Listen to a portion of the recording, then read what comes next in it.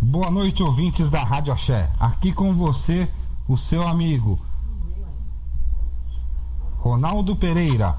Estamos agora aqui às 20 horas em ponto. E nós trouxemos hoje uma novidade para vocês. É isso aí, uma novidade boa, gostosa. Quero ver aí todo mundo mandando a sua pergunta para um grande companheiro que está aqui no nosso programa, Padre Beto. Fala, Padre Beto.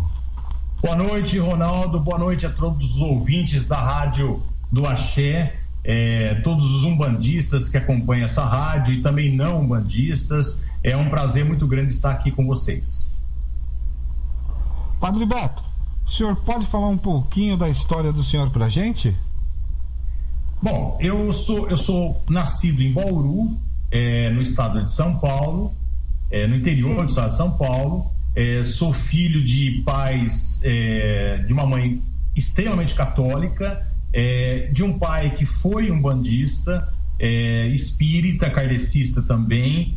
Fez assim uma mescla de tudo isso e depois acabou indo para o catolicismo, e acabou sendo uma liderança do catolicismo, mas não tendo uma mente dogmática. E foi com esse meu pai que eu cresci assim, conversando muito sobre teologia, sobre Jesus Cristo e sempre aberto para discussões, né? Eu cresci em Bauru, fui atuante da Pastoral da Juventude na década de 80, me formei em História pela Universidade do Sagrado Coração aqui de Bauru, em Direito pela Instituição Toledo de Ensino, mas eu sempre senti de um tempo de maduro para cá a vontade de ser padre, de ser atuante na Igreja Católica como sacerdote.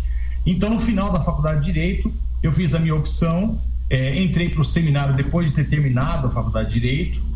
E na época nós tínhamos um bispo bastante aberto, bastante assim, um bispo bem engajado no que diz respeito à formação dos seminaristas, e ele havia ganho uma bolsa de estudos, ou duas, aliás, para Roma, uma para Roma e a outra para a Alemanha, e ele me ofereceu as duas. Eu tinha essa opção Roma ou Alemanha. Eu acabei optando pela Alemanha, por ser um país onde o diálogo interreligioso já vem vindo desde 500 anos atrás, um diálogo muito bom com o protestantismo e o catolicismo, né? E hoje é um diálogo muito fértil. E tem uma teologia também arejada, né? Então aí eu fui para a Alemanha, fiz meu curso de teologia pela Ludwig Maximilian, que é a Universidade Estadual da Baviera, em Munique. Fui muito bem sucedido, fui em 91 para lá. Em 98 eu voltei para Bauru, fui ordenado padre aqui em Bauru, e por ter sido bem sucedido na teologia, eu ganhei uma bolsa de estudos para o doutorado lá na Alemanha, pela mesma universidade. Então eu fui ordenado aqui, com autorização do bispo, voltei para lá, fiz meu doutorado em ética social e terminei meu doutorado em 2001. Tive então 10 anos de Alemanha, com muita oportunidade de viajar por lá, de conhecer diversos países, de conhecer diversas culturas, o que eu acho que foi um enriquecimento muito grande. Em 2001 voltei para cá, encontrei uma igreja católica bem transformada. Eu cresci num seminário, eu vivenciei um pouco o seminário na década de 80, onde o diálogo interreligioso era muito presente. Eu lembro que nós fazíamos missa afro-brasileiras, que tem muitos elementos da Umbanda, do Candomblé, da cultura afro, e isso era comum na Igreja Católica da década de 80. Quando eu chego em 2001, encontro uma igreja bastante fechada, uma igreja assim, bastante intolerante em relação às outras religiões, principalmente as religiões afro-brasileiras e outras religiões. E aí eu tive bastante dificuldade, não só por isso também, mas porque a igreja se tornou bastante moralista. E eu, assim, aprendi a ser padre, e que o padre ele tem que estar em diálogo com os problemas das pessoas, com a contemporaneidade, com o que nós estamos vivendo no momento. E o meu caminho foi se distanciando cada vez mais da prática dos outros padres da minha diocese. E aí nós tivemos um bispo, que é o atual bispo de Bauru, que realmente, com o qual eu tive grandes problemas, né, de diálogo, dele entender também o trabalho da gente, e aí então acabou por esse bispo me excomungar, não é? Eu recebi a pena máxima que um cristão católico pode receber. Para vocês terem uma ideia, os ouvintes, a excomunhão ela não é simplesmente o banimento, a excomunhão é a pena de morte no catolicismo. O excomungado na Idade Média ele era queimado na fogueira como herege. No século passado ele não podia ser enterrado num cemitério, não é? Enfim, a excomunhão é a pena máxima. Eu fui excomungado em 2013. Eu acho que pela minha coerência e por manter a minha palavra, eu não entrei em depressão por causa disso, muito pelo contrário, eu me mantive de cabeça erguida. Fui muito acolhido pela imprensa brasileira e internacional e fui tocando a minha vida como sacerdote, continuo sendo padre, me mantenho como padre, só que um padre de uma outra igreja agora. Eu criei uma igreja que se chama Humanidade Livre, é uma igreja que não tem dogma e que está aberta a qualquer pessoa de qualquer berço religioso, e é uma igreja que segue um único princípio: amar a Deus sobre todas as coisas e ao próximo como a si mesmo. Ponto final. Né? E uma igreja que vai desenvolver cursos de formação, não catecismo, mas cursos de formação mesmo, de cabeleireiro, de manicure, de culinária para as pessoas carentes, mas ao mesmo tempo curso de cidadania, para que as pessoas tenham uma mente cidadã. Não é? Então essa é a proposta da Humanidade Livre que eu estou vivendo agora. Não é? Então essa é mais ou menos a minha história. Que legal. Deixa eu fazer uma pergunta para o senhor. O senhor criando essa igreja, Humanidade Livre, tá? A Igreja Católica pode entrar em algum tipo de conflito com o senhor? Não. É claro que quando a gente começou com a Humanidade Livre, a Humanidade Livre, na verdade, ela nasceu espontaneamente, tá? Quando eu fui excomungado, eu tinha uma agenda muito grande de casamentos. E aí, quando eu fui excomungado, eu falei para mim, bom, agora acabou, né? Então eu comecei a desmarcar os casamentos. E aí alguns casais começaram a dizer para mim, não, agora eu quero, nós fazemos questão que o senhor seja o celebrante do casamento. Aí eu, por em agradecimento, eu comecei a aceitar, só que eu afirmava, né? Eu não posso ir em nome da Igreja Católica, eu só vou em nome de Deus, ponto final. E as pessoas foram aceitando isso e outras foram aderindo a essa minha prática religiosa, vamos dizer assim. E aí eu comecei a fazer casamento de divorciados também, com mais liberdade, casamento de homossexuais também. E aí houve o apelo aqui em Bauru da gente fazer uma celebração. Uma cobrança muito grande dos fiéis aqui. Pô, por que o senhor não faz uma celebração no domingo e tal? Falei, bom, por que não fazer uma celebração, né? E aí eu comecei a fazer a celebração. Aí uma advogada minha falou assim, olha, você está na informalidade, isso depois de 3 meses mais ou menos de missa, você está na informalidade, toma cuidado, né? É perigoso a informalidade, e se você criar uma igreja, ter um CNPJ, já não é mais perigoso, não é?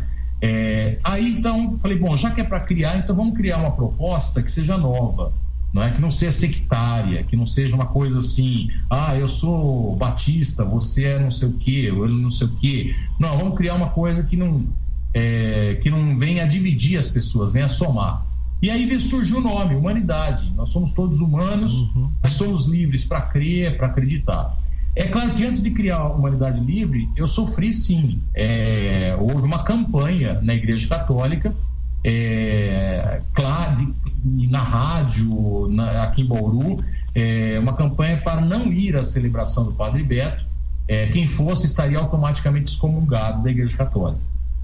Então houve uma campanha assim bem pesada mesmo, mas a gente ignorou e continuou em frente, e hoje estamos aí com um grupo grande de fiéis. Nossa, que coisa terrível, padre. Olhando por esse lado que o senhor acabou de falar assim, né? Por exemplo, eu me sinto também então excomungado pela Igreja Católica, porque eu não sigo a Igreja Católica, não sigo seus dogmas, então eu também sou mais um excomungado. É essa a realidade sua. Apesar que é diferente, quer dizer, você é um umbandista, não é? Eu fui excomungado. Então, quer dizer, imagine você ser excomungado da Umbanda, se isso existisse, né? Então, de repente, você é retirado do seu berço, não é? Você está acostumado. Imagine, eu entrava na igreja onde eu fui batizado, e recebi minha primeira comunhão, minha crisma, ali eu fui ordenado. Eu sempre entrava naquela igreja, que é a igreja de Nossa Senhora Aparecida aqui de Bauru. Então você se sente em casa, né? Hoje o excomungado ele não pode entrar numa igreja. Eu não posso adentrar uma igreja. Mas aí não fere a liberdade de ir e vir? Aí se choca sim com a liberdade de ir e vir, mas é uma norma interna da igreja, né? Mas é uma norma interna da igreja, mas a Constituição ela diz que o senhor pode ir e vir aonde o senhor quiser, a hora que o senhor quiser. Se o senhor estiver entrando numa igreja, se o senhor chamar uma viatura da polícia porque te barraram, eles vão ter que deixar o senhor entrar. Vai ter confusão. Isso eu sei que vai ter confusão, mas não era nem isso que eu só queria entender direitinho essa norma aí da igreja aí do senhor nem poder entrar na igreja. A norma é exatamente essa. É claro que eu acredito que se eu entrasse numa igreja, as pessoas teriam receio, até por me conhecerem, né, de agirem conforme a norma, né?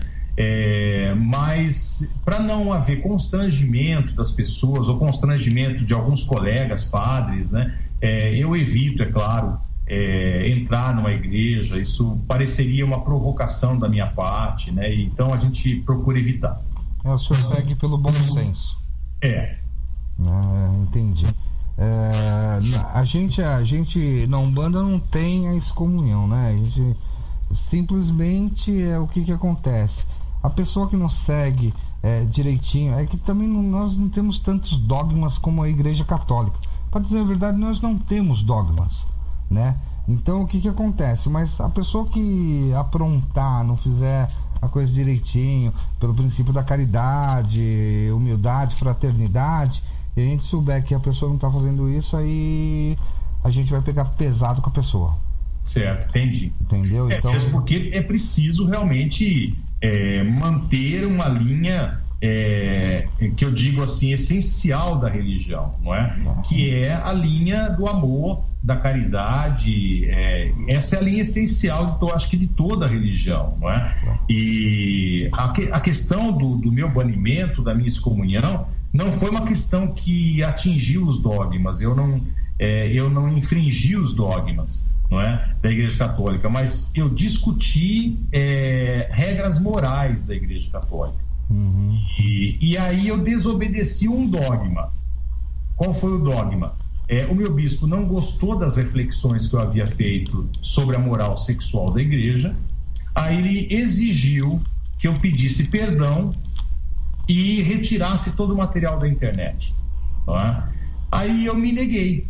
Então eu fui contra o dogma da obediência, tá? Que é também discutível, porque seria eu pedir perdão por ter refletido sobre a moral sexual, seria ir contra a minha própria consciência, não é?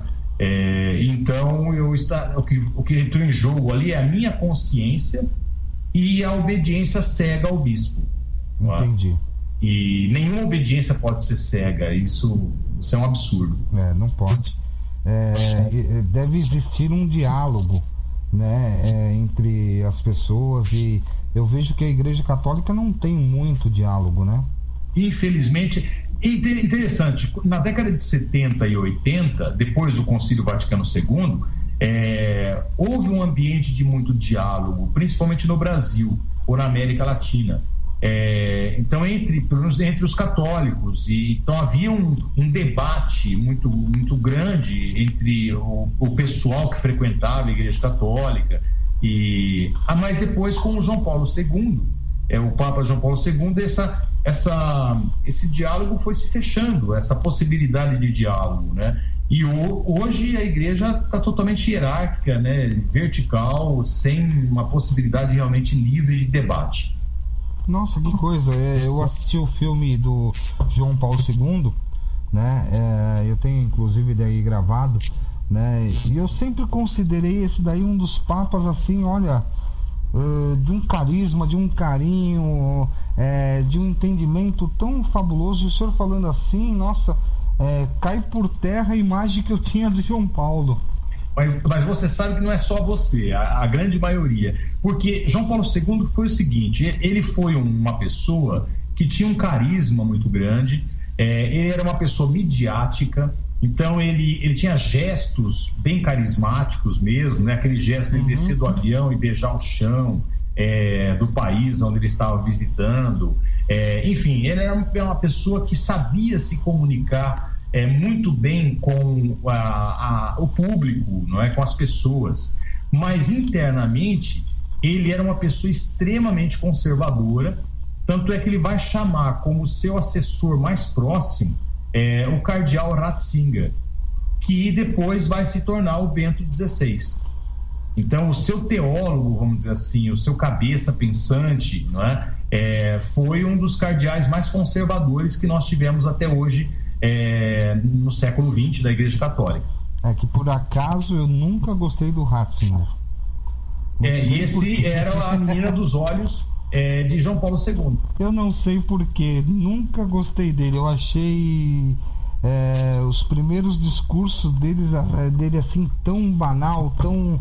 Nossa, que... Eu falei, esse não vai durar muito tempo. Aí acabou acontecendo, não durou mesmo. E agora, antes da gente ir para as perguntas, porque está me chegando aqui bastante pergunta para o senhor, tá? Uma pergunta, o que o senhor acha do Papa Francisco? Olha, eu fico muito em dúvida. Eu acredito, eu prefiro acreditar que o Papa Francisco é uma pessoa de boa vontade e que está tentando fazer uma transformação na Igreja Católica. Ele vê a necessidade, ele é um jesuíta, como jesuíta, todo jesuíta é muito pragmático, independente dele gostar ou não, se ele acha que ele percebe que tem que haver uma mudança, então ele faz a mudança. E então é um Papa que eu acredito que está tentando fazer uma mudança, mas ele tem em volta de si e no mundo todo um grupo de cardeais, de bispos, de padres extremamente conservadores. Então ele não é um Papa que pode fazer mudanças rapidamente. Então ele está tomando o quê? Atitudes pessoais. Atitudes pessoais, declarações pessoais, para que a mentalidade vá se transformando aos poucos dentro do catolicismo. E aí sim mudanças concretas possam vir a acontecer, não é? Há também a hipótese dele ser um jogo de marketing da Igreja Católica, não é? Mas eu prefiro acreditar na primeira hipótese de que ele seja um homem de boa vontade e que está tentando atualizar pelo menos a Igreja Católica. Assim esperamos, porque realmente a Igreja Católica tem que passar urgente por uma transformação, porque todas as religiões estão crescendo pelo que eu vejo, tá? Mas a Igreja Católica estagnou. Mas, Ronaldo, eu acho que esse não é exatamente o ponto. O que eu acho é que a questão é não o número de fiéis que a Igreja Católica tem ou perde, mas a coerência.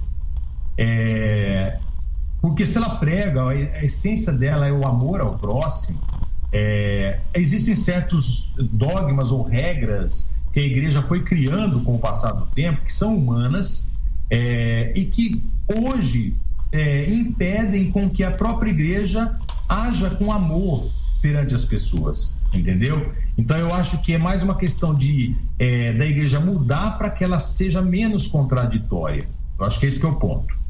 Tá certo. Podemos começar a mandar as perguntas para o senhor? Vamos embora. O Vanderlei Francisco, ele pergunta assim: é pecado alguém ir comungar sendo umbandista?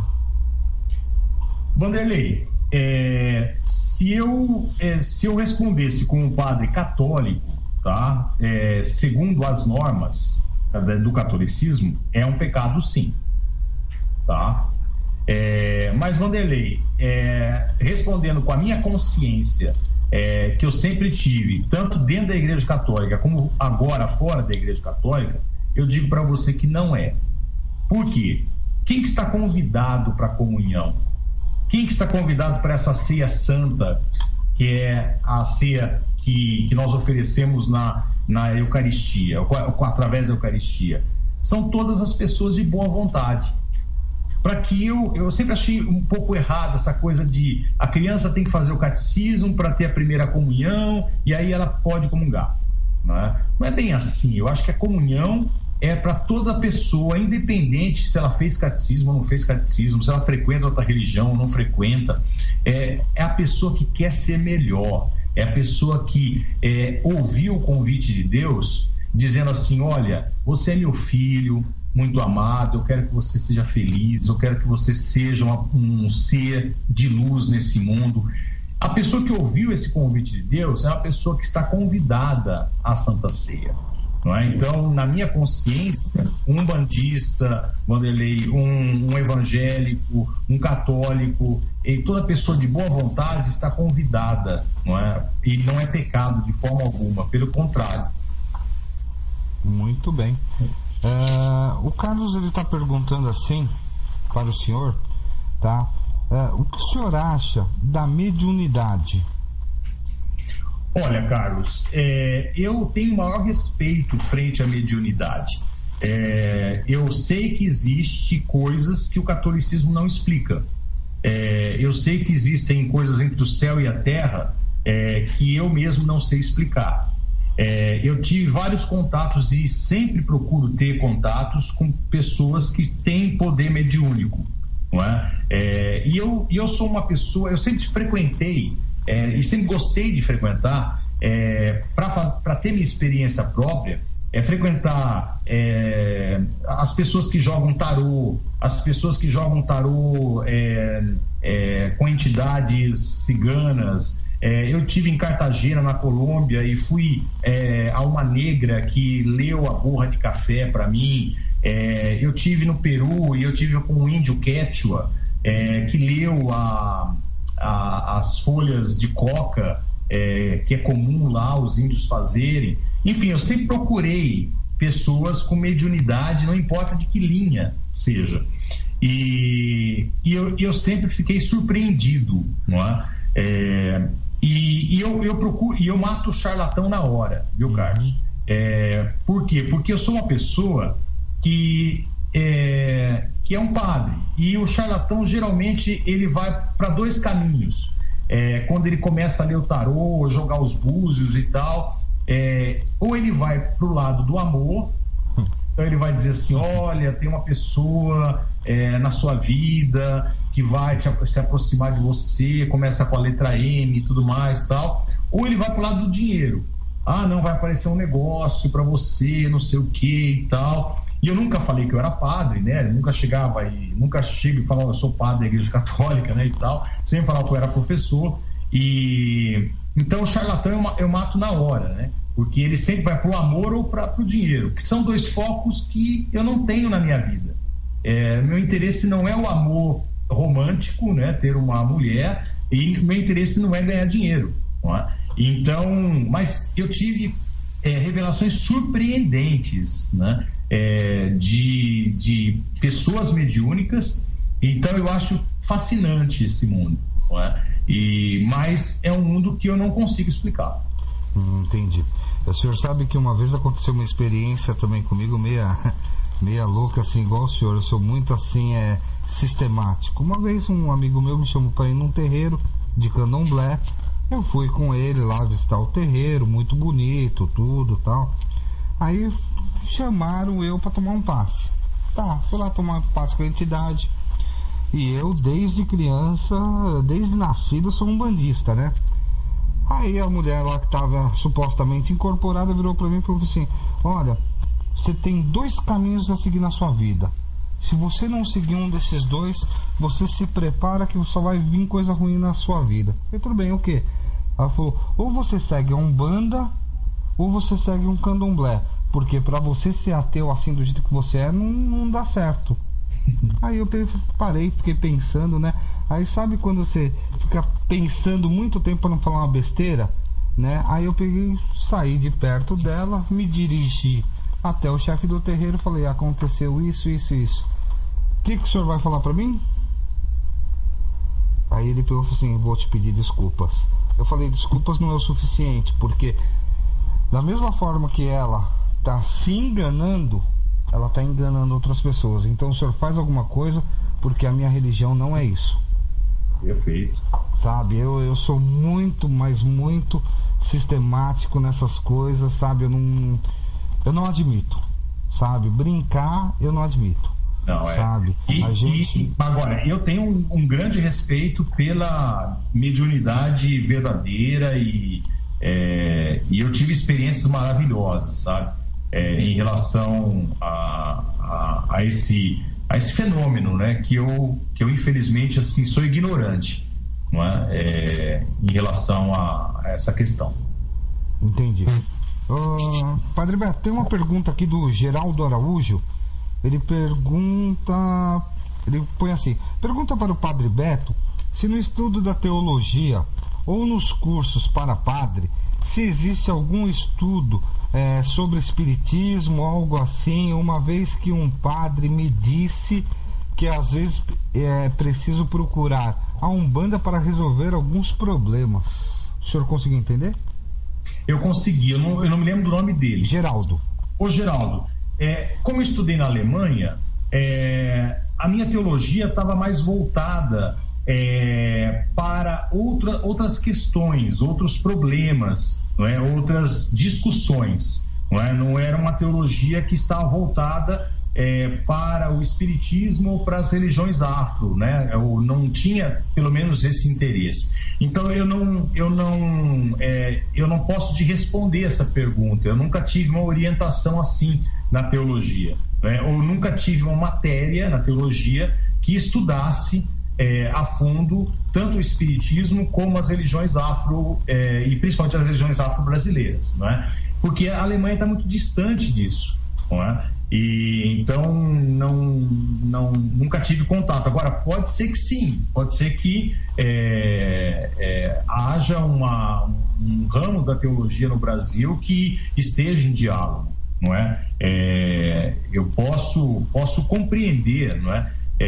Que esse padre tenha falado isso, e talvez pela impotência dele também em resolver uma questão, não é? Que ele acha que tal questão é resolvível somente na Umbanda ou com a Umbanda, não é? Uma vez eu estava na porta da igreja recebendo os fiéis e uma fiel me parou e falou assim: padre, olha, eu frequento aqui e estou frequentando o Centro Espírita Amor e Caridade, que é um de linha kardecista, não é? Ela falou: estou em pecado? Eu falei: olha, você não está em pecado. Buscar conhecimento de Deus, né, do transcendente, por acaso é um pecado? Não é? Eu não vejo como pecado, não é? O pecado é o ato de desamor, não é? E então talvez esse padre tenha pensado dessa forma também.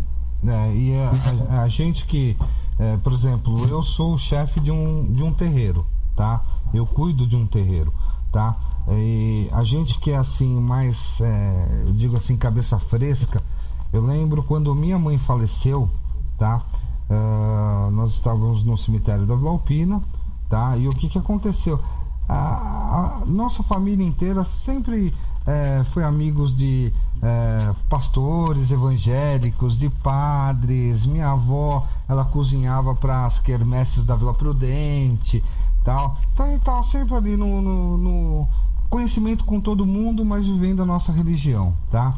E depois que minha mãe foi enterrada, eu vim a saber um negócio que me deixou muito, mas muito, mas muito chateado, que por causa disso eu não falo com minha sobrinha, tá? Um pastor evangélico da nossa época, que a gente jogava bola junto, tudo, conhecia os pais dele, todo mundo, perguntou: posso fazer uma oração pela sua mãe?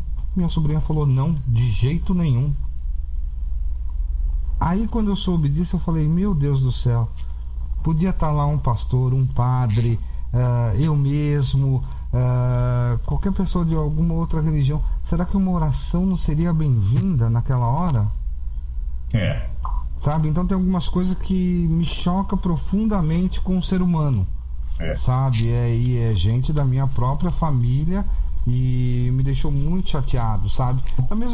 Da mesma forma que o padre pediu pro rapaz procurar a Umbanda, por que eu não posso pedir para alguém, vai numa igreja, acende uma vela? Exatamente, eu concordo plenamente com você. Eu uma vez fiz, eu me recusei a fazer o que a gente chama de exéquias da Igreja Católica, né? Que é a bênção do corpo, né? A família do meu pai é toda espírita, né? A família bastante espírita e ele tinha uma tia espanhola e espírita assim, ferrenha mesmo, muito convicta, muito dona de si no que diz respeito à fé, não é? E nunca frequentou a Igreja Católica, ela só frequentou o centro e nós, claro, fazemos visita à nossa tia, remédios e na boa, na tranquilidade, né? E a tia Remédios veio a falecer e eu já era padre, não é? E a família ali pediu então que eu fizesse as exéquias, não é? Aí eu expliquei para eles que é o outro lado da questão também, né? Eu concordo contigo, quer dizer, por que não um pastor ir lá e fazer uma oração, né? Concordo plenamente, não estou defendendo a sua sobrinha, não. Sim. Mas aí eles vieram pedir, aí eu falei, olha, gente, a tia, ela era espírita, não é? Eu posso fazer uma oração aqui, mas vocês têm que chamar um mestre espírita em homenagem a ela, o que ela viveu, não é? Porque é mais coerente, não é? Ela merece ter uma oração espírita aqui, porque ela sempre foi espírita convicta. É uma questão até de você honrar a pessoa, não é? Então, porque agora no final das contas chega um padre católico e faz aí a oração, né? E aí chamaram, aí eu participei da oração do mestre espírita e tal. Eu acho que tudo é uma questão de bom senso, né? Da gente saber entender, não é? O que seria uma ofensa, o que não seria uma ofensa, não é? Eu acho que essa é a convivência que a gente tem que ter. É que no meu caso, no dia que a minha mãe faleceu, o que aconteceu? O pastor, ele não pôde fazer uma oração, agora o padre pôde. A senhora entendeu? É coerência, né? Foi falta de coerência mesmo, porque então, quer dizer, se minha mãe era um bandista, então nem o pastor e nem o padre. Exatamente. Não é verdade? Exatamente. Mas o padre foi lá, fez a oração, eu fiquei lá, tudo, enquanto quem tinha que sair, que era, sei lá, outra religião, saíram. Eu fiquei lá, entendeu? E eu não... Sabe, eu não suporto o negócio assim, como eu falei, o padre quer orar por mim, poxa, padre, eu agradeço muito, tô precisando, oração nunca é demais. Não, sabe? Nunca é demais. Eu também sou assim, eu tenho essa postura. Se o budista quiser fazer a oração dele para mim, muito obrigado, pode fazer à vontade, sabe? Eu não sou desses que vai falar assim, não, muito obrigado, mas deixa pra lá, não quero, sabe? Eu acho isso aí terrível. Sabe, terrível quem fala e terrível quem ouve também, porque passa a dar uma conotação não muito boa. Bom, temos uma pergunta aqui do André. O André, ele pergunta assim para o padre. Primeiro ele agradece, fala que está muito bom o programa, que, nossa, foi um dos melhores programas que ele já ouviu e já está pedindo a volta do padre. Nem acabou o programa. Mas tudo bem, né? Ele pergunta assim, padre, o senhor lendo a Bíblia, o senhor já viu várias passagens que mostram a respeito da mediunidade e da reencarnação na Bíblia? André, veja bem, na Bíblia você encontra praticamente primeiro eu quero agradecer o elogio que ele fez ao programa, mas na Bíblia você encontra praticamente de tudo, tá? O que você deseja encontrar, você vai encontrar, de coisas boas e coisas ruins. Tanto é que no início do cristianismo, nós temos uma coxa de retalhos. Nós não temos, as pessoas imaginam o início do cristianismo assim, bonitinho, linear, então as primeiras comunidades cristãs se formando e tudo mais, tal. Não, nós temos uma coxa de retalhos. Nós temos cristãos que vão acreditar que Jesus era homem inspirado por Deus.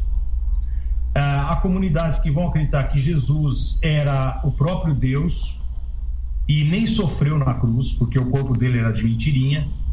Nós vamos ter comunidades que vão acreditar na reencarnação. Nós vamos ter comunidades que vão acreditar na ressurreição. Enfim, você tem uma coxa de retalhos enorme, tá? E se você quiser encontrar fundamento para qualquer visão de fé, e até para coisas ruins, como eu falei, como violência, guerra, homofobia, enfim, você vai encontrar na Bíblia.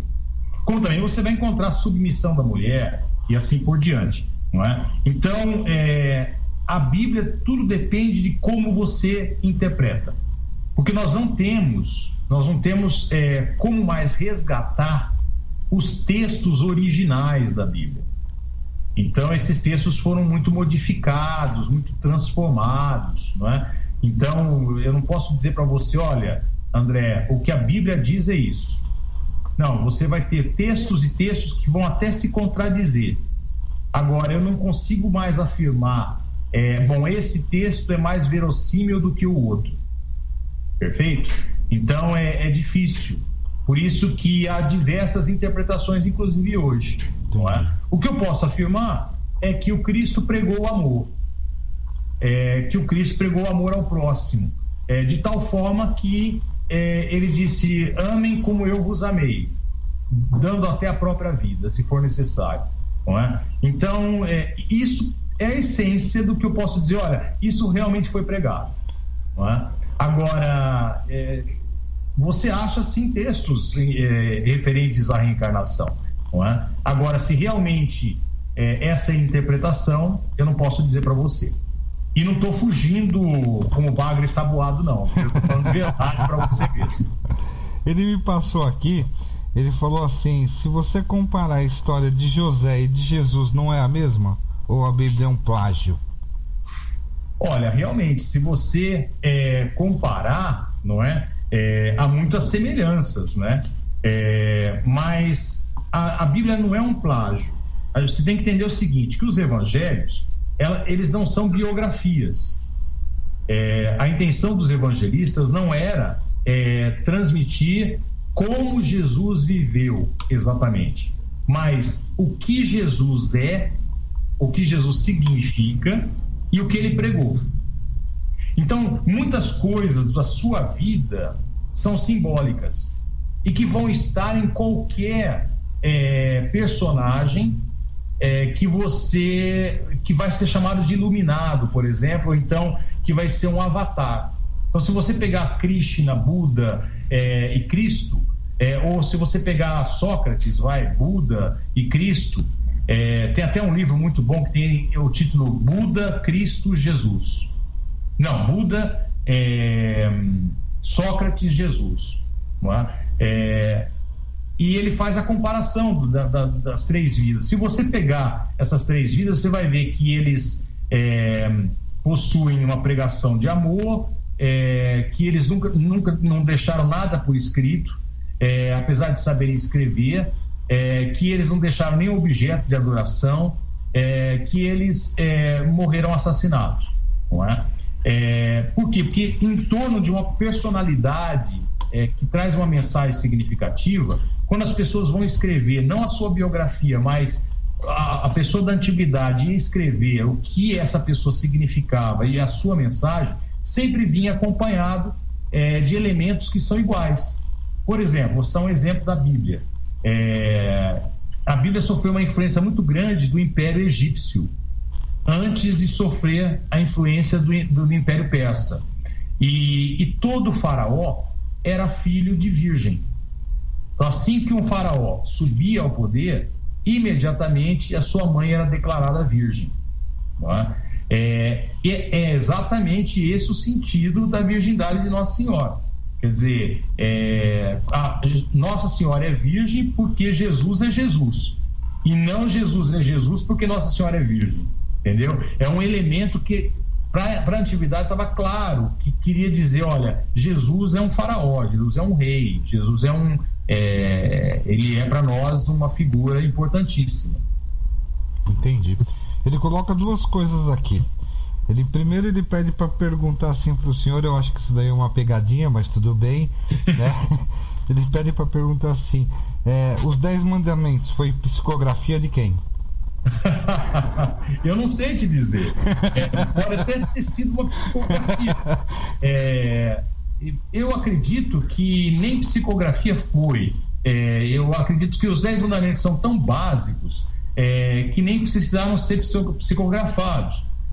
Moisés simplesmente era um grande legislador e ele então registrou ali 10 mandamentos que são muito básicos para a convivência social, não é? Que você vai achar também no Código de Hammurabi, né? Ou em outros códigos universais. Então eu acho que nem psicografado ele necessitou, viu, os 10 mandamentos. E ele manda mais uma aqui pro senhor, assim, hoje aguenta. Ele manda assim pro senhor, queria que o senhor citasse um dos médiuns mais conhecidos do mundo.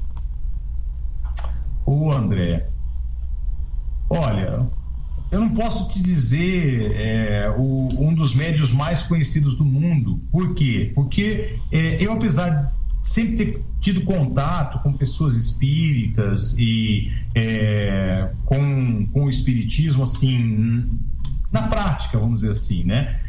Eu nunca fui estudar a fundo o espiritismo, né? O que eu posso te dizer é que, para mim, o espírita mais representativo, famoso, é o Chico Xavier. Não é? Agora, aqui em Bauru, nós tivemos um espírita que eu sempre disse em homilias da missa. Para quem não sabe, homilia é o sermão do padre da missa, não é? Quando era conveniente dizer, né? Eu dizia assim para os fiéis católicos assim: quem que é a Madre Teresa de Calcutá de Bauru? E eu dizia que a Madre Teresa de Calcutá de Bauru é o seu Paiva.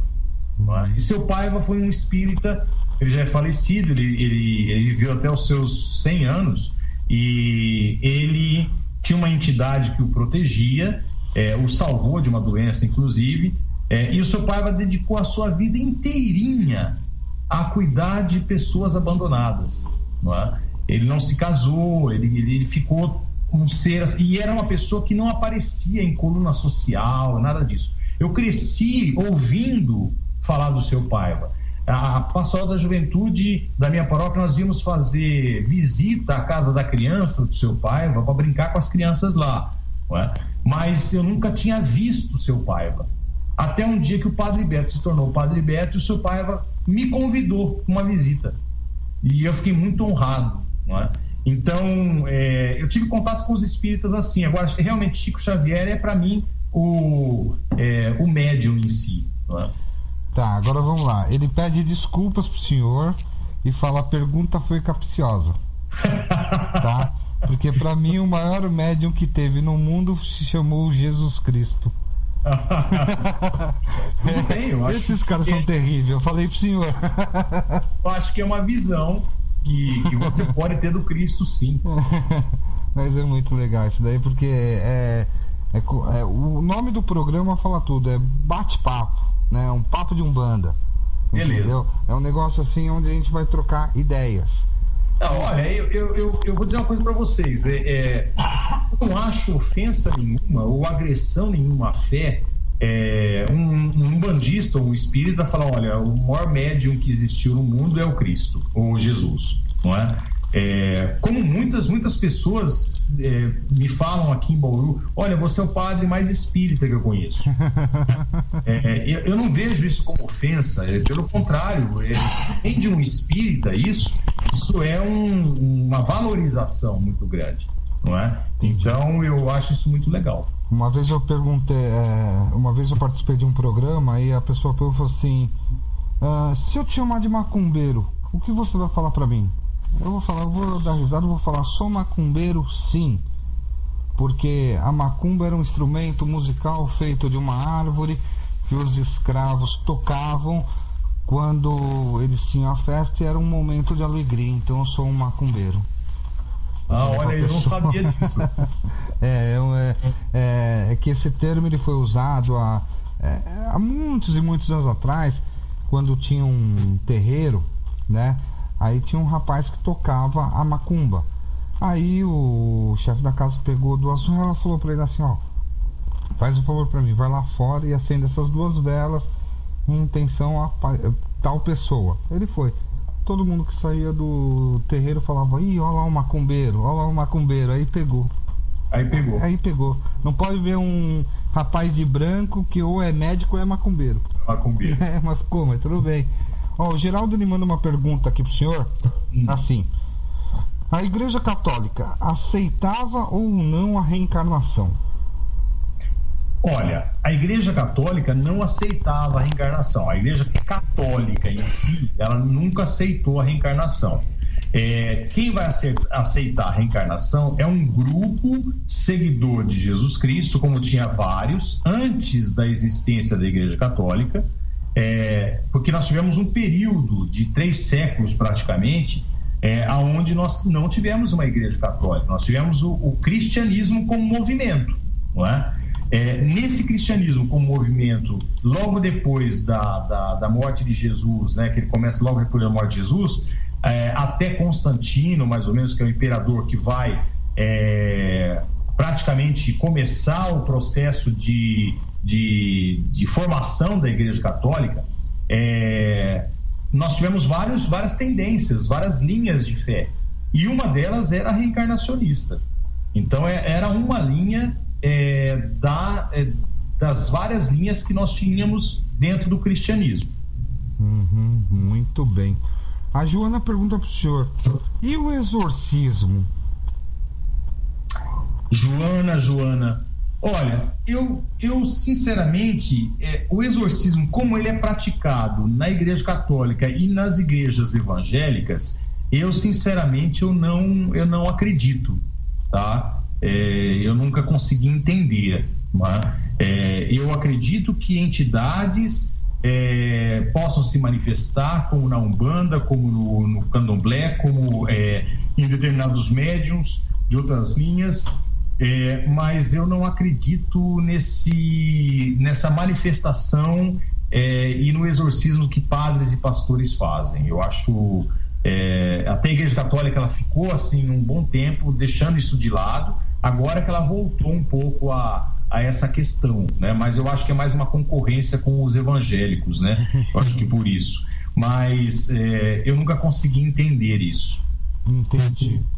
O Antônio ele coloca assim, a Opus Dei faz parte da Igreja Católica, e se faz, o que ela faz? Olha, infelizmente a Opus Dei faz parte, tá? A Opus Dei é uma linha, na Igreja Católica você tem várias linhas, não é? E a Opus Dei é uma linha muito ortodoxa, extremamente conservadora, que prega mesmo a tradição católica. E a Opus Dei atua onde? Ela atua na classe A, praticamente. Ela procura converter para o catolicismo pessoas, e converter para o seu catolicismo, né, bem tradicional, bem rígido, pessoas que são bem-sucedidas em todas as profissões.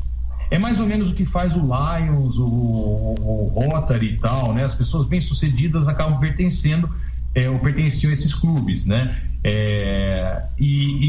A Opus Dei faz isso, ela procura atingir a elite das sociedades, não é? E por isso que ela tem muita grana, muito dinheiro, muito poder, não é? Então a Opus Dei, só que ela é extremamente conservadora, não é? Rígida. Um padre da Opus Dei tem que usar colarinho de padre, de forma alguma ele poderia estar participando de um programa desse como eu estou participando. Eles são extremamente fechados e não possuem diálogo nenhum. A salvação é só na Igreja Católica e ponto final, acabou. Nossa. Mas todo o país tem a Opus Dei ou ela atua só num local? Todo o país praticamente tem Opus Dei.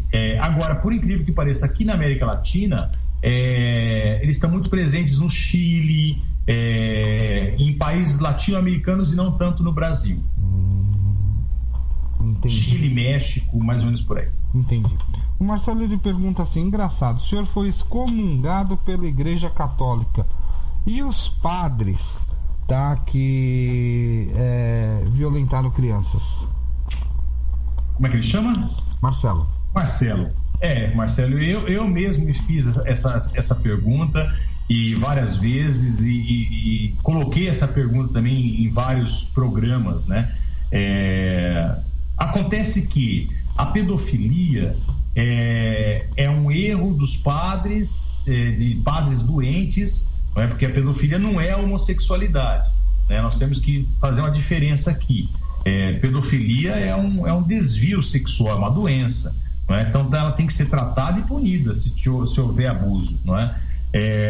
Agora, esses padres são tolerados, eles são transferidos, eles são encobertos, não é?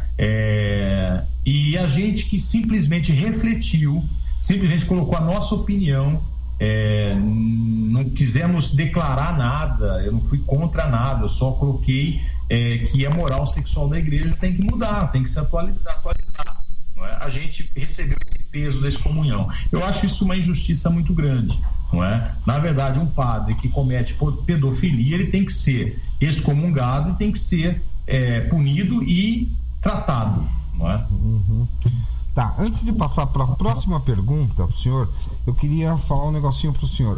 Primeiro, eu gostaria que o senhor falasse um pouquinho sobre os livros do senhor e pedir pro senhor a gentileza se a gente pode publicar os livros do senhor nas nossas redes sociais e também na nossa rádio. Claro, seria um prazer muito grande ter esses livros divulgados aí nas redes sociais de vocês. Eu tenho vou falar dos 2 últimos livros. Tá. Eu tenho o livro Verdades Proibidas, que eu publiquei logo após a minha excomunhão. O título foi meio capcioso, não é? Como foi a pergunta, acho que do André, não é?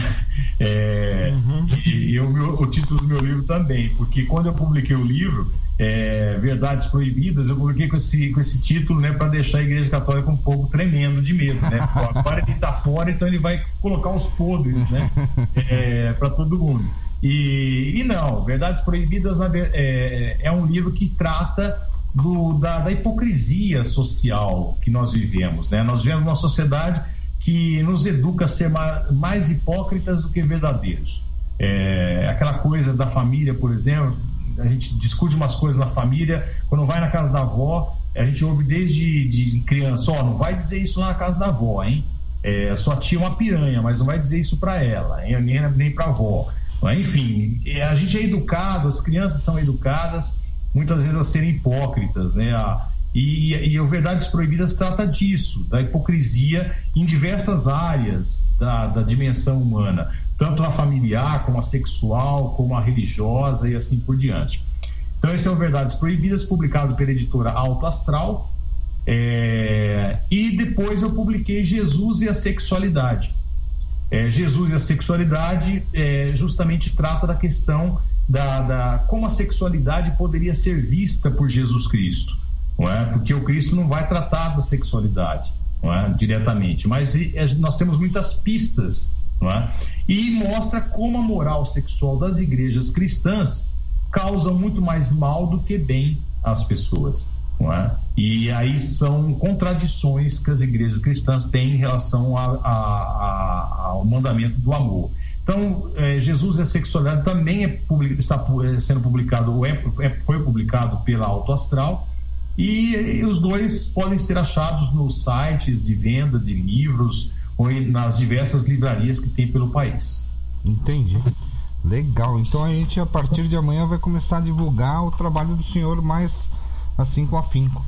Agradeço de coração. Não tem que agradecer nada não, senhor. O que a gente puder ajudar, o senhor pode contar com a gente, que a gente vai estar sempre à disposição, divulgar qualquer coisa. O senhor pode contar com a gente, com a rádio, não tem problema nenhum. A gente faz isso de coração mesmo, tá certo? A Magda, ela pergunta assim para o senhor. Peguei o programa aí já começado, gostaria de saber do padre se ele entrou para a igreja virgem, e se hoje que ele não é mais da igreja, se ele tem pretensões em casar. E o padre, como fica na hora da igreja? Ele se aguenta quando ele não é pedófilo? É complicado. Primeiro, eu entrei para o seminário com 27 anos. Então eu entrei bastante tarde. Geralmente os seminaristas entram mais cedo, né? O mais tardar, um seminarista entra com 19, 18 anos, o que eu acho um grande erro, tá? Mas eu entrei com 27 anos e fui pensar assim, fui me despertar para o sacerdócio com os meus 26, 25 anos. Então eu não entrei virgem para o seminário. Graças a Deus eu tive uma vida sexual bastante ativa, e bastante ativa mesmo. Então eu acumulei muita experiência nesse sentido e tive o prazer de viver a minha juventude, já que o meu lar era um lar assim, muito aberto, muito liberal, né? A gente pôde viver uma vida sexual tranquila e as experiências que a gente curtisse, né? Sem pesos ou culpas, né? E naquela época, apesar de ser atuante na Igreja Católica, a Igreja Católica não era moralista. A gente não ouvia falar muita coisa de regras morais. A gente ouvia falar mais, era a época da teologia da libertação, ouvia falar mais do pecado social, não é? Do pecado do sistema de saúde que está hoje, né? Hoje, naquela época a gente discutia a desigualdade social, a escola pública, enfim, e não a sexualidade. Bom, então eu entrei para o seminário com bastante experiência sexual e não virgem, não é? Não mais virgem. Se hoje, depois de ser excomungado, se eu pretendo me casar ou pretendo manter relações sexuais, não, eu não pretendo. Estou com 50 anos, eu vivo assim sozinho desde os meus 27 anos, me acostumei muito bem a viver assim. Eu acho que não daria certo eu ter uma esposa, ter uma companheira, porque eu acho que eu não mais me adaptaria a uma vida a dois, não é? Pode ser que eu tenha algum relacionamento e tal que surja, pode ser, mas eu prefiro me segurar, prefiro me conter em relação a isso. Por quê? Porque ainda eu acho que as pessoas não estão preparadas, não é? Para ver um padre que se mantém padre, mas tem uma vida liberal, que eu acho que poderia ter tranquilamente, tá? Porque eu não vejo o sexo como pecado. Pelo contrário, o sexo é saúde, não é? E não pecado. Aí você me pergunta, Magda, como é que eu me mantive, não é? Na Igreja Católica, no celibato. Ora, Magda, a questão é o seguinte: a sexualidade ela tem que ser trabalhada de uma forma sadia, tá? Não pode ser uma coisa neurótica, como acaba ficando com muitos padres, né? Muitos padres acabam ficando neuróticos em relação a isso, não é? Não pedófilos, mas neuróticos. Então eu sempre fiquei no meu 5 contra 1, ou seja, na masturbação, não é? E sempre curtia o meu momento sozinho comigo, a minha sexualidade e o meu gozo, o meu orgasmo, sempre curti isso, e continuo vivendo assim, não é? Então, não vejo isso como pecado de forma alguma, pelo contrário, eu acho isso uma necessidade e uma necessidade saudável. O senhor é fantástico. Meu Deus, o senhor é fantástico. Obrigado. Nossa, eu não esperava isso. Olha, para qualquer padre que o senhor fosse perguntar isso, a resposta seria totalmente ao contrário, eu acho. Acho não, eu tenho certeza. Infelizmente, porque aí eu tenho certeza que para a maioria seria uma resposta, se fosse dessa forma, uma resposta hipócrita. Uhum. Porque se eu me manter casto realmente, não é, eu me torno neurótico, isso fatalmente, não é? E também eu vou ter uma grande chance de câncer de próstata, né? Porque 72% dos casos de câncer de próstata é pela inatividade sexual. É verdade, eu li sobre isso daí, sim. Li sobre isso daí, realmente o sexo ele ajuda muito, tá, a diminuir esse negócio do câncer de próstata, sim. Exatamente, além de ser muito gostoso, pelo amor de Deus. Também acho. A Beatriz, ela pergunta assim: o senhor sabe me falar algo sobre Lilith? Olha, eu posso lhe falar algo sobre Lilith. Eu me despertou Lilith depois que eu vi o filme Anticristo, do Lars von Trier. Lars von Trier, apesar de ele ter criado polêmica no Festival de Cannes, aí, dizendo que era nazista, eu acho ele como cineasta, o cineasta, tá? Eu acho todos os filmes de Lars von Trier fantásticos, não é? E ele fez o Anticristo e ali ele representou a Lilith. Lilith, ela é uma versão judaica da anti-Eva, não é? A Lilith é a Eva emancipada, não é? Ela não é aquela Eva muito submissa, ela é a Eva que domina o Adão, não é? E isso vem de uma lenda judaica, como Adão e Eva também vem de uma lenda judaica, não é? Mas eu não sei muita coisa e não posso me aprofundar não, viu? Certo.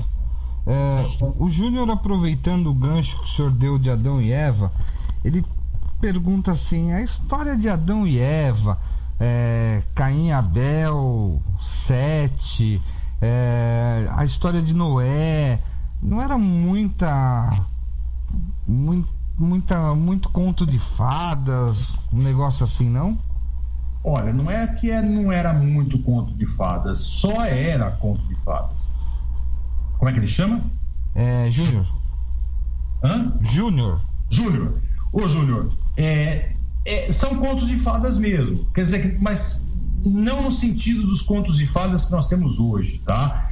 Mas no sentido que são histórias criadas para contar uma grande verdade.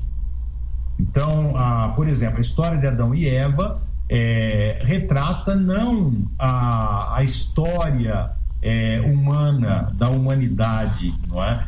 A história da nossa origem, mas a história da origem como adulto. Porque, na verdade, Adão e Eva são pessoas que vivem num paraíso e o paraíso é um lugar perfeito, não é? Como é um lugar perfeito, eu não tenho escolha. É um lugar onde eu não posso fazer nada, realizar nada, não é? Mas Deus coloca no paraíso uma proibição, que é não comer da árvore do conhecimento do bem e do mal. Essa não proibição acaba se tornando uma provocação, ou seja, é Deus que provoca, e é a única possibilidade de fazer. Quer dizer, comer do fruto do conhecimento do bem e do mal, optar por isso, era o único fazer humano que Adão e Eva poderia ter. E é o que eles fazem. E aí eles são expulsos do paraíso. E sendo expulsos do paraíso que eles vão construir a sua própria história, tá? E é isso que acontece com todos nós. Todos nós vivemos um dia num paraíso, quando nós éramos crianças, nós nos sentíamos extremamente protegidos, nós não tínhamos que optar por nada, os nossos pais decidiam tudo, eles que ordenavam tudo, não é? Mas de repente a gente foi crescendo e a gente foi comendo da árvore do fruto do conhecimento do bem e do mal, e aí nós começamos a sentir que o paraíso estava sendo diluído, e aí nós começamos a ter que fazer as nossas próprias opções, tá? Ou seja, Adão e Eva é uma metáfora, é um conto de fadas para mostrar o amadurecimento do ser humano, como ele pode amadurecer. Infelizmente tem pessoas que vivem eternamente no paraíso, só que elas estão mortas, ou seja, vivem como mortos-vivos aí. As pessoas que têm coragem de comer o fruto do bem e do mal e viver a sua própria história, elas foram expulsas do paraíso, não é? Mas tem o grande prazer de construir a sua própria história, né? Tem uma pergunta aqui do Rafael. Ele pergunta assim: como o padre vê a questão do extremismo religioso que vem ocorrendo no Brasil?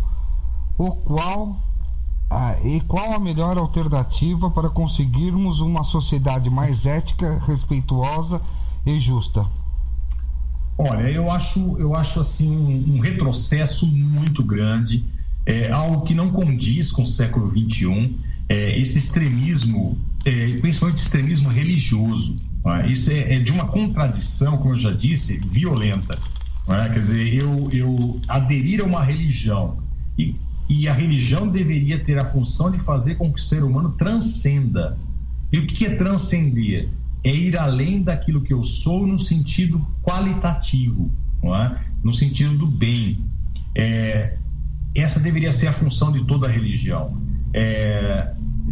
E eu viver um extremismo que é a condenação do outro e a obrigação de que o outro venha aderir à minha religião, senão ele morre, ou senão ele é agredido.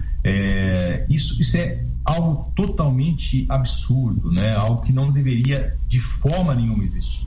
Eu nem digo que deve existir tolerância religiosa, porque eu não gosto da palavra tolerância. Tolerância tem um peso negativo, né? Eu tenho que tolerar o outro. Não, eu não tenho que tolerar, eu tenho que amar o outro.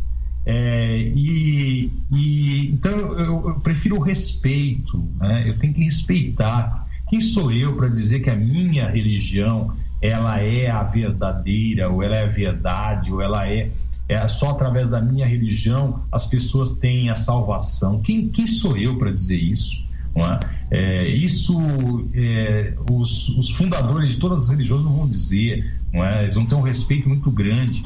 Deus age onde Ele quiser, Ele tem total liberdade, e o ser humano precisa aprender isso, não é? Então, o caminho para o futuro é a gente entender que toda religião é um caminho para Deus, que Deus se comunica através de todas as religiões, não é? Desde que o amor esteja presente.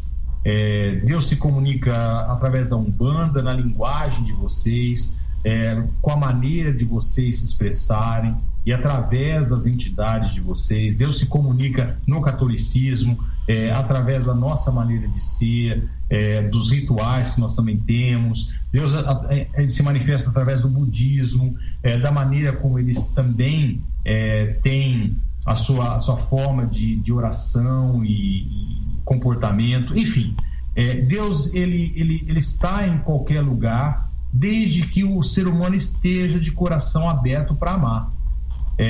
Na carta de São João, na Bíblia, né, tem uma frase tão maravilhosa, que Deus é amor. Todo aquele que ama nasceu de Deus e conhece a Deus. Aquele que não ama não chegou a conhecer a Deus. Não é? Isso é muito simples. Não é? Então, aonde o ser humano estiver aberto para amar, mesmo eu sendo ateu, eu estou em sintonia com Deus. Muito Acho bem. que é essa mentalidade que tem que ser criada. Muito bem. Eu conheço tanto a Bíblia, mas tanto a Bíblia, padre, que eu posso falar um negócio pro senhor, duas coisinhas, que é o que eu mais conheço da Bíblia, tá? Jesus Cristo nunca foi cristão, tá? E ele sempre disse uma coisa: quando tiver 2 ou mais reunidos em meu nome, lá eu estarei. Perfeito. É a única coisa que eu conheço da Bíblia, tá? Perfeito. E ele vai dizer para a samaritana, né? Porque havia um conflito religioso na época entre samaritanos e judeus, não é? Os samaritanos achavam que Deus tinha que ser louvado onde está o poço de Jacó, não é? Os judeus diziam: não, Deus tem que ser louvado em Jerusalém, na cidade santa Jerusalém.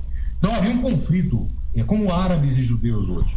E Jesus vai sentar com a samaritana, que é mulher, e vai conversar com ela, e ela vai fazer essa pergunta: Deus deve ser louvado aqui ou lá em Jerusalém? E ele vai dizer assim: olha, nem aqui nem lá. Deus tem que ser louvado em espírito e em verdade, não é? E é isso. Onde há veracidade no coração, boa vontade e o espírito que leva à vida, Deus está presente. Legal. O Antônio lhe pergunta assim pro senhor: sou do candomblé, muita gente não entende às vezes o sacrifício de um animal, de um determinado animal que é feito na roça do candomblé, porém na Bíblia existiram muitos sacrifícios e até de pessoas. O que o senhor acha disso? Olha, eu acho que não tem como comparar, tá? Quem sou eu para julgar os sacrifícios que são feitos no candomblé, não é? Agora, os judeus faziam sacrifícios de animais, sim, não é? Na antiguidade judaica do povo hebreu também havia sacrifícios humanos, não é? Como também vai haver para os deuses pagãos, chamados deuses pagãos como Baal e tudo mais, não só sacrifícios humanos, mas orgias sexuais como forma de oferenda a esses deuses, né? Eu acho o seguinte, eu acho que as pessoas precisam encontrar a sua maneira de sintonizar com Deus, não é? Essa maneira precisa ser ela pode ser de qualquer maneira, desde que ela não seja destrutiva, não é? Então eu acho que ela não pode ser destrutiva ao ser humano, ela tem que ser construtiva, não é? Eu não posso julgar o sacrifício de animais no candomblé porque eu nunca tive num ritual do candomblé e não sei exatamente como esse ritual leva as pessoas ou tem como qual sentido tem isso e se esse sentido leva as pessoas a se elevarem a Deus, não é? Então não posso julgar, mas eu acho que todo ritual ele tem que levar as pessoas a serem melhores, ponto final. Acho que esse é o critério de tudo. Legal. O Marcos Paulo ele pergunta assim, a respeito do Templo de Salomão, é o da Bíblia, não esse agora, tá? Ele coloca assim: foi construído por um maçom chamado Irã Abif.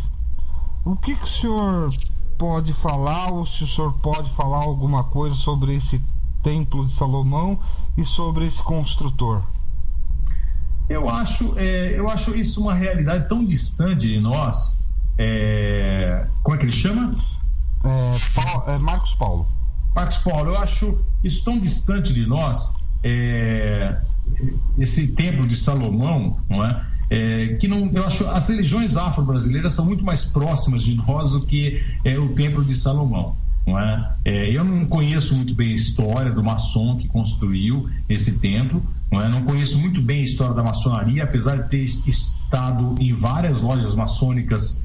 Fui convidado por maçons para dar palestras, né, quando ainda era padre da Igreja Católica. Nunca me recusei ao convite algum. Como estava contando para o Ronaldo antes de começar o programa, uma vez um pai de santo aqui de Bauru foi até meu atendimento e me convidou para dar uma palestra sobre teologia cristã, não é? E eu aceitei, mas ele falou, mas isso vai ser num terreiro de Umbanda, né? Falei, não tem problema, você não é sacerdote de Umbanda e veio até uma igreja católica me convidar, por que eu não posso ir até um terreiro de Umbanda? E foi uma noite muito, muito boa, muito agradável. E como também recebi muitos convites de maçons, não é? E tive em várias lojas maçônicas, não é? Nunca me recusei ao diálogo com ninguém. E eu gosto de conhecer, mas eu acho o Templo de Salomão muito distante da gente. É uma tradição judaica, hebraica, talvez importante para os maçons, mas para minha realidade, para mim, Beto, né, o padre Beto, eu acho muito distante. Está muito mais próximo para mim a fila do SUS, a situação das crianças que não têm escola pública decente, dos impostos que nós pagamos e que não tem retorno. Eu acho que isso está muito mais próximo de mim. Ah, tá. Só para fazer uma ressalva aqui, o padre Beto, quando ele falou do sacerdote umbandista, ele citou o Rodrigo Queiroz, tá? É esse, né? É ele mesmo, tá. Exatamente. Que aí os umbandistas vão conhecer ele melhor, porque o Rodrigo é bastante conhecido. Então eu só queria dar o nome para... Isso, foi o Rodrigo Queiroz, e que continua sendo um grande amigo nosso. E depois eles me contaram uma coisa muito que me deixou lisonjeado, né? Eu fui lá e tal. Aí depois eles me contaram o seguinte, né? Depois de alguns dias, que eles primeiro consultaram a entidade do terreiro, né? Se o padre Beto poderia ir ao terreiro, não é? E a entidade autorizou, né? A entidade falou assim: não, o padre Beto pode, né, vir aqui. E eu fiquei muito lisonjeado com isso, né? Porque isso é vamos dizer assim, para mim foi um endosso, né? Uma aceitação da entidade, que isso não tem preço, né, para mim. Geralmente quando surge assim um convidado que não é da nossa religião para ir lá no terreiro, o que acontece? Geralmente o chefe da nossa casa, de uma casa assim, de um terreiro, ou é um caboclo, ou é um preto velho, né? Então realmente a gente sempre fala, olha, fulano quer vir aqui, tá? Aí praticamente impossível um preto velho, um caboclo falar assim, não quero que ele venha, tá? É praticamente impossível. Em todas as casas que eu já vi, todas as casas que eu já trabalhei, nunca ouvi um não, mas a gente pede por sinal de respeito. Entendi. Entendeu? Ao mentor da casa, logicamente. Olha, Padre Beto, eu vou falar um negócio pro senhor. Sensacional, viu? Sensacional a entrevista do senhor. Eu andei olhando, pesquisando um pouquinho sobre o senhor, o que eu ia falar, o que eu ia perguntar. Não conheço direito assim o trabalho do Padre Beto, né? Nesse pouco tempo que a gente anunciou que o Padre Beto está aqui no nosso programa, que eu comecei a me inteirar um pouquinho mais. Me inteirei um pouco mais sobre o Padre Beto no programa da Luciana Gimenez, que o senhor fez com um grande amigo nosso também, que estava lá, o sacerdote Cyrus Malatesta da Umbanda. Lembro sim. Ele estava lá, entendeu? E quando eu falei assim, porque eu conversei com o Cyrus, eu falei, e o Padre Beto? Eu tô com vontade de levar ele no meu programa, como que eu faço? Ele falou, olha, Ronaldo, entre em contato com ele. Ele é uma pessoa boníssima, maravilhosa. Eu tenho certeza do negócio. Não, ele não vai te falar. Ele vai pedir para agendar, porque ele é corrido. Mas ele vai pedir para agendar. Não, ele não vai te falar de jeito nenhum. E ele não foge de pergunta. O Cyrus falou para mim. Eu falei, era tudo que eu queria saber. Sabe, porque a gente fazer um programa assim, igual está acontecendo hoje, tá? Com uma pessoa que não é da mesma religião, tá? Espero estar tratando o senhor assim, pelo menos de uma forma digna, sabe? Nossa, pelo amor de Deus. Porque olha, o conhecimento que o senhor está passando pra gente aqui, olha, é demais, sabe? Porque eu vejo aqui o Face aqui do nosso terreiro não para de ficar pitando, sabe? Tem perguntas do chat da rádio, sabe? Tem perguntas vindo por WhatsApp, sabe? Por um monte de lugar tá vindo perguntas, sabe? E todo mundo tá falando que, olha, o Padre Beto, já brincaram aqui com o senhor. O Padre Beto não é Padre Beto, é o Padre Mano. Meu, que bom, eu fico super feliz, viu? Pessoal aqui, a Umbanda, ela é alegria, sabe? A gente gosta de brincar, de sorrir, sabe? Chega alguém meio baleadinho, com aquela cara feia, sai de lá dando risada, sabe? Eu brinco que lá no terreiro eu não sou como intitulam, né, o Pai Ronaldo. Eu falo que sou o palhaço, sabe? Que chega lá todo mundo, a gente vai brincando, vai sorrindo, sabe? Eu gosto de alegria, sabe? Sinto no senhor uma pessoa alegre, apesar de tudo que fizeram com o senhor. Eu sinto o senhor uma pessoa alegre, descontraída, sabe? Olha, eu não tenho palavras para agradecer o senhor, realmente, porque olha, até ontem eu tava meio com medo do Padre Beto. Até ontem, que eu mandei perguntando, o senhor vai? Nada do Padre Beto me respondeu. Eu falei, meu Deus. Sabe? Mas olha, que programa maravilhoso, Padre Beto. Bom, eu fico muito feliz. E eu quero assim deixar uma mensagem para os ubandistas, de coração mesmo. Eu sei que eu fui excomungado da Igreja Católica, Mas eu queria falar assim como um católico, tá? Mesmo assim. E pedir assim, perdão para os umbandistas, porque existem muitos padres que pregam uma palavra até de ódio mesmo em relação aos espíritas e aos umbandistas, não é? E eu assisto assim, por exemplo, Canção Nova, não é? E eu fico às vezes envergonhado, não é? De ver pessoas falando, padres, líderes religiosos que se dizem líderes religiosos e seguirem o Cristo, mas ao mesmo tempo não viverem o amor, não é? Então eu peço aos irmãos umbandistas que rezem por essas pessoas, porque eles estão conduzindo outras pessoas para o mau caminho, para um caminho de intolerância, para um caminho de preconceitos, não é? E ao invés de unir a humanidade, não é? No único ideal que seria a vida para todos, não é? Então eu peço perdão primeiro em relação a esses ex-colegas ou colegas padres, não é? E agradecer a participação. Para mim sempre uma honra e um prazer estar com vocês. Eu sei que vocês são pessoas muito livres, né?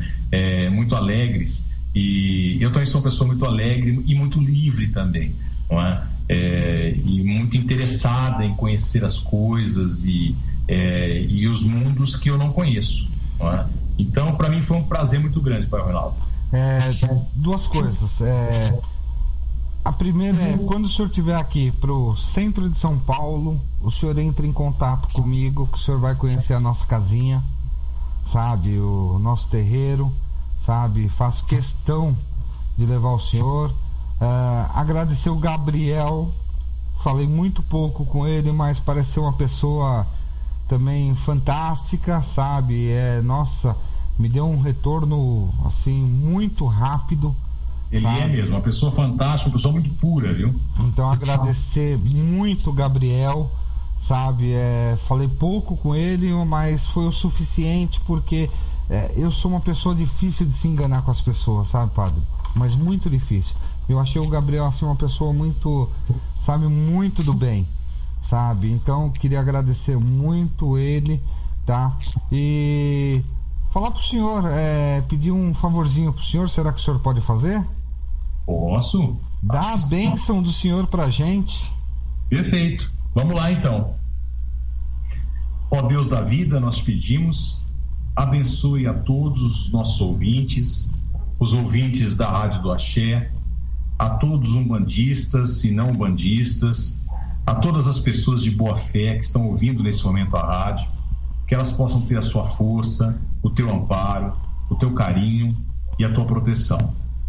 Por intercessão de todos os santos e anjos, por intercessão de todas as entidades que eu não conheço e vocês conhecem, mas que podem agir nesse momento, abençoe-vos o Deus todo amoroso, que é Pai, Filho e Espírito Santo. Amém. Que Oxalá, né, começar pelo Pai Maior, né? Que Olorum, que é Deus, Oxalá, que é Jesus Cristo, e todas as entidades que seriam, vamos dizer, os santos da Igreja Católica, abençoe o Senhor, o Gabriel, nunca desampare vocês, que a luta a gente sabe que é árdua, que é difícil, mas que lá no fim o Senhor vai ser um homem vitorioso, o Senhor pode ter certeza disso. Amém, Pai, e obrigado pela sua bênção, viu? Não, que é isso aí é de coração, não tem que agradecer não, isso aí é de coração. Eu fiquei, olha, emocionado com as palavras do Senhor aí no final, com a bênção do Senhor. Eu fiquei emocionado, assim, eu sou uma pessoa que também me emociono muito, muito fácil, sabe? Então eu sou, nossa, eu tava gripado, agora eu tô quase sem ar, sem fôlego, sabe? Porque olha, foi muito gratificante. E eu tenho certeza de um negócio, esse programa vai render. E depois o meu filho, que é da parte técnica daqui da rádio, ele vai passar para o senhor esse programa, tá? Vai passar o link do YouTube também, se o senhor quiser ouvir os outros programas nossos que a gente fez, tal. Ele vai passar o link pro senhor, tá? A partir de amanhã a gente já vai começar a fazer as divulgações dos livros do senhor, tá? Tudo que o senhor precisar, o senhor tenha certeza. Conte com a gente, que o senhor não ganhou um amigo não, o senhor ganhou um irmão. Muito obrigado, viu? Eu queria deixar só... À vontade. Eu queria só deixar para os ouvintes, aqueles que quiserem interagir mais com a gente, bater um papo, pode entrar na página do meu Face, que o endereço é Padre Beto Bauru. Ah, é Padre Beto Bauru. Por que eu não estava encontrando o Face do senhor, então? É isso mesmo. Eu só achei a comunidade. Hã? Eu só tinha achado uma comunidade. Então, tem algumas comunidades que me deram apoio e tal, mas aquele inbox que nós entramos em contato, ali era minha página. Tá. Entendi. Nossa, mas olha, legal. Programa maravilhoso. Tem mais algum jeito dos ouvintes encontrarem o senhor? WhatsApp? Não, WhatsApp não, esquece. Falei besteira. Tem a página, tem a página do Face, que é Padre Beto Bauru. Certo. E tem o site, que é www.padrebeto.com.br. Tá, pra quem não pegou, tá? A gente vai editar o programa, tá? E depois a gente vai colocar tanto o Face como o site do Padre Beto na nossa página e em todas as nossas mídias sociais, que vai ficar mais fácil pro pessoal, porque às vezes não pega, você pode repetir 2, 3 vezes, a pessoa acaba não pegando, mas aí a gente marca direitinho e joga nas nossas páginas, que aí o pessoal vai conseguir encontrar o Padre Beto, essa pessoa maravilhosa aí, que nossa, isso daí é só coração, né? Então vocês vão achar o Padre Beto também na nossa página. Valeu. Tá certo? Padre Beto, muito obrigado pelo carinho, muito obrigado pela entrevista que o senhor deu pra gente. O programa foi maravilhoso, tá todo mundo aqui, nossa, mandando um recado pro Padre Beto. Se eu for começar a falar todos os recados aí, a gente acaba amanhã, tá? Mas desejando boa sorte pro senhor. Tem gente que tá falando que tá orando muito pelo senhor.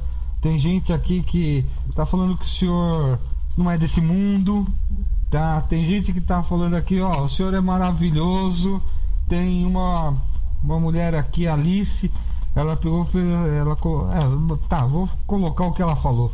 Ela falou: nossa, com um homem maravilhoso desse, padre, que pecado. Fala pra ela que ela tem bom gosto. Padre Beto, mais uma vez, muito obrigado. E olha, conte com a gente para tudo que o senhor precisar.